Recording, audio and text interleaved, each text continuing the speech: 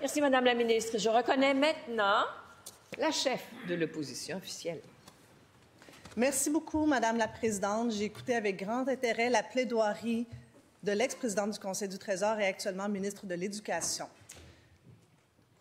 Elle a dit plusieurs choses et je vais devoir étayer certaines affaires parce que je crois que c'est sincère lorsqu'elle dit que lorsqu'elle négociait, alors qu'elle était présidente du Conseil du Trésor, elle allait jusqu'au bout. Elle négociait. Je sais, j'étais sa vis-à-vis. Et souvent, je suis arrivée, j'ai eu à faire des échanges avec la présidente et elle me disait « Je t'entends, je t'écoute, je te reviens ».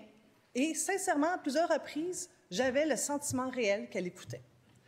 Et effectivement, elle a sorti des ententes négociées. Elle l'a fait. Mais aujourd'hui, elle n'est plus la présidente du Conseil du Trésor. Peut-être que le premier ministre réalise son erreur. Parce que, sincèrement, peut-être qu'on ne serait pas ici en procédure spéciale. Parce qu'elle l'a dit. Dans son époque, elle négociait sans relâche. Or, le gouvernement, une fois qu'elle n'était plus la présidente du Conseil du Trésor, a négocié, mais avec relâche. Lorsque la loi spéciale sera adoptée, immanquablement, elle fera le test des tribunaux. Immanquablement, l'arrêt Saskatchewan sera revisité. Immanquablement, la plaidoirie de l'ex-présidente du Conseil du Trésor ne tiendra pas le test des tribunaux qui sont factuels. Est-ce que oui ou non, lorsque l'ex-juge en chef de la Cour supérieure, M. Jacques R. Fournier, sera appelé à témoigner, pourra-t-il dire, après avoir prêté serment, que le gouvernement a lui-même quitté la table des négos, que c'est le gouvernement, sans motif, qui a dit à l'ex-juge en chef, M. Fournier, « Nous n'avons plus besoin de vos services, on se retire. » Ce n'est pas là les médecins, le gouvernement. Il a été relaxé, le médiateur, alors qu'il y avait encore du temps, alors que toutes les parties voulaient encore négocier, alors que même la partie gouvernementale, donc les fonctionnaires, n'avaient pas de motif à invoquer pour l'arrêt des négociations. Lorsqu'elle dit qu'on doit revoir la rémunération des médecins, tout le monde est d'accord. Le Parti libéral du Québec est d'accord, la FMSQ est d'accord, la FMOQ est d'accord. Donc, là-dessus, il n'y a pas de point d'achoppement, revoir la rémunération. Le projet de loi 106, on était prêt à l'étudier, mais pas le ministre. Lui, il ne voulait pas l'étudier, parce qu'il avait son plan de match.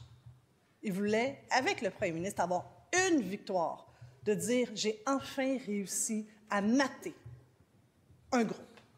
J'ai enfin réussi à faire entrer une loi spéciale. » Mais en définitive, Madame la Présidente, qu'allons-nous devoir regarder? Une fois, projetons-nous dans l'avenir. Demain matin, 6 heures, cette loi sera adoptée. En quoi cette loi spéciale garantira aux Québécois, là, ceux qui sont en attente d'une chirurgie, ils sont 147 000 en ce moment au Québec, les 160 blocs d'opération sont fermés. J'ai posé hier la question à maintes reprises au ministre de la Santé ainsi qu'au premier ministre. Et notre collègue de Lafontaine l'a également posé. Ils n'ont jamais voulu nous dire comment ils vont ouvrir les 160 salles d'opération qui sont présentement fermées. Pas parce qu'on n'a pas de médecin, on a le médecin. Le chirurgien est présent. Il n'y a pas d'inanothérapeute, il n'y a pas d'infirmière ou il n'y a pas tous les outils. Alors, cette question est tellement simple. Il n'a pas voulu nous répondre parce qu'il sait qu'il ne pourra pas l'ouvrir, cette salle d'opération. Ils n'ont pas assez d'infirmières et d'inanothérapeutes.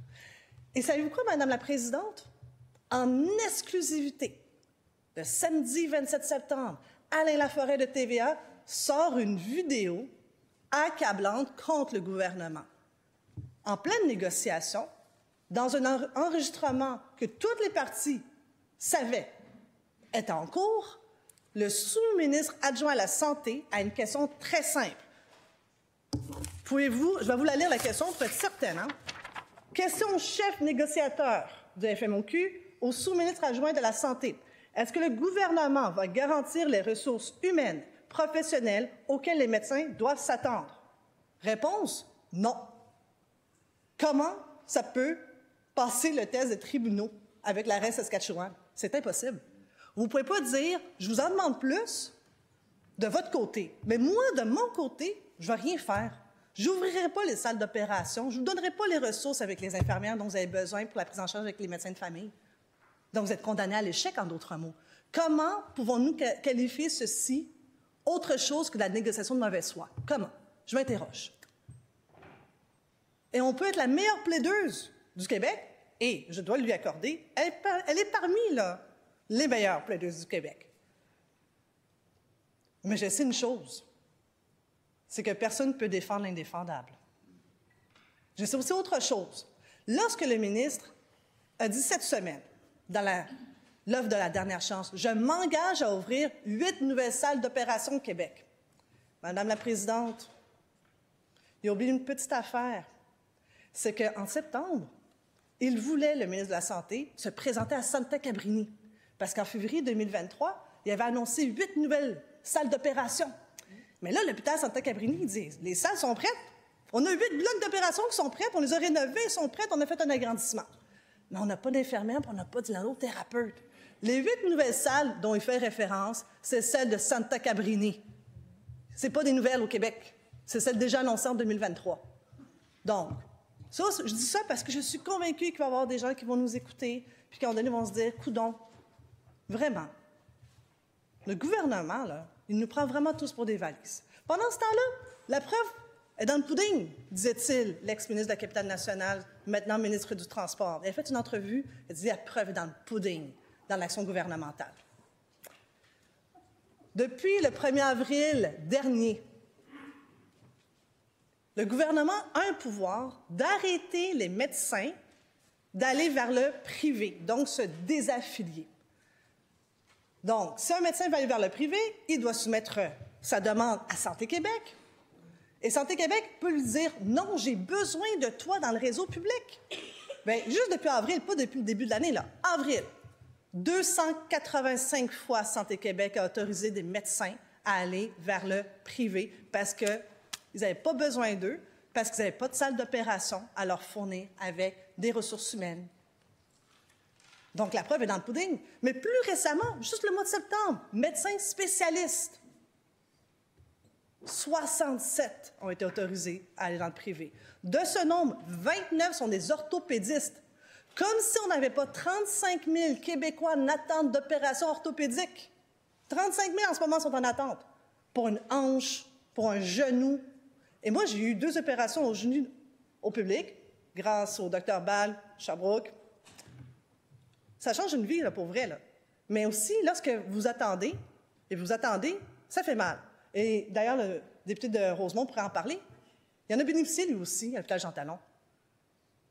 Mais non, le ministre de la Santé dit « Allez-y vers le privé, parce que nous, on a des blocs d'opération publics, mais on ne veut pas les utiliser. » Savez-vous combien fait un orthopédique par semaine au privé, Madame la Présidente? 150 000. Donc, ça nous coûterait vraiment moins cher de s'assurer d'avoir les ressources humaines dans le réseau public que de payer 150 000 par semaine à un médecin orthopédique dans le privé. Madame la Présidente, quand je dis que je regrette que l'ex-présidente du Conseil du Trésor n'ait pas été jusqu'à la fin dans ce dossier, parce que je sais qu'elle écoutait, mais je ne peux pas en dire autant de l'actuel ministre de la Santé. Et pourtant, il a déjà été lui aussi président du Conseil du Trésor. Le ministre de la Santé, Madame la Présidente, je dois m'excuser. Je ne savais pas qu'on avait le Saint des Saints parmi nous. Celui qui détient la parole d'Évangile, que lorsqu'il parle, tout à coup, la lumière fut. À lui seul détient la vérité. La science infuse. Je ne savais pas qu'il avait toutes les compétences. Maintenant, je comprends pourquoi son bureau est rempli de caramel. Puis qu'à chaque fois qu'on pose des questions, il est frustré. Il se prend un petit caramel.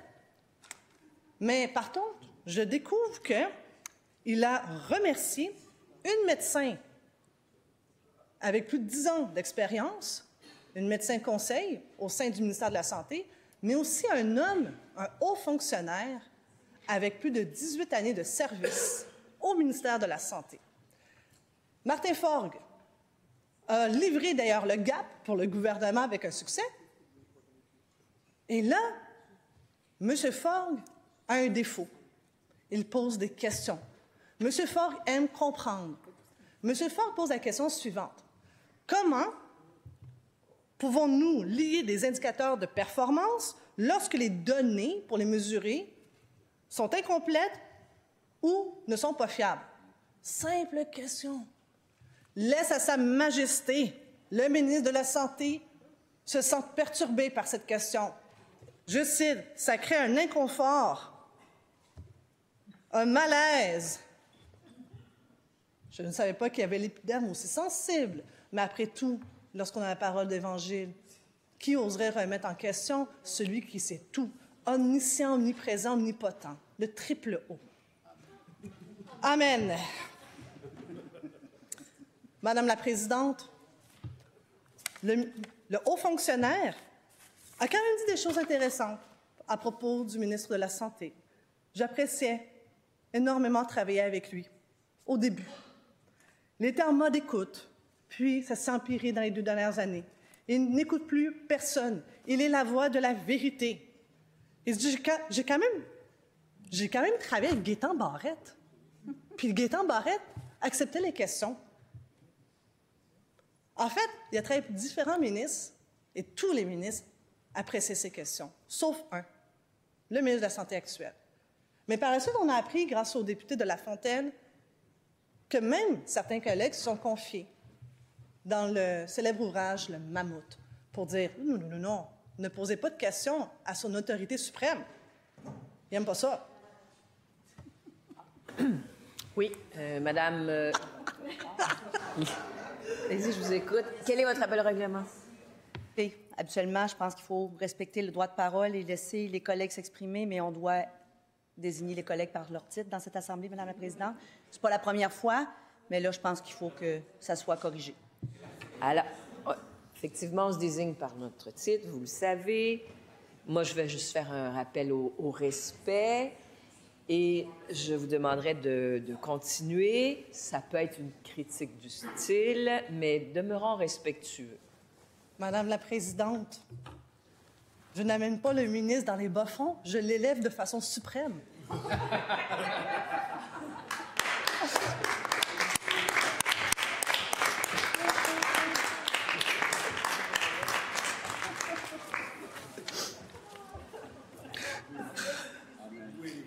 Ne vous inquiétez pas.